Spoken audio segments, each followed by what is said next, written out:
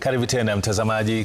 Katibu wa KOTU Francis Atwoli ametoa wito kwa viongozi kutoka Uganda na Magharibi kususia semi za ugawanyaji, akisema kuwa zitapaka tope azimio la hayati Raila Odinga. Akizungumza katika kanisa la Vosh, kaunti ya Siaya, katibu huyo alisema kuwa umoja katika ukanda huo utawafaa wakazi ili kufaidi miradi ya maendeleo kutoka kwa serikali. Aidha, Atwoli alitoa wito kwa wakazi kutumia mbinu mbadala kuwasilisha malalamishi yao kwa serikali kwa madhumuni ya kutatua madhila yaliyopita.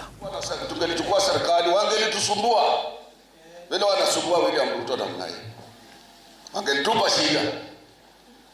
Tunataka tuangalie mbele, tunaenda, tuna watoto, tuna kila kitu, tunataka amani.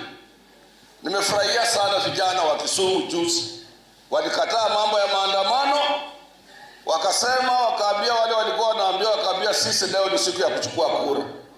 Ile mawe tulikuwa tunatumia imeenda kwa affordable housing.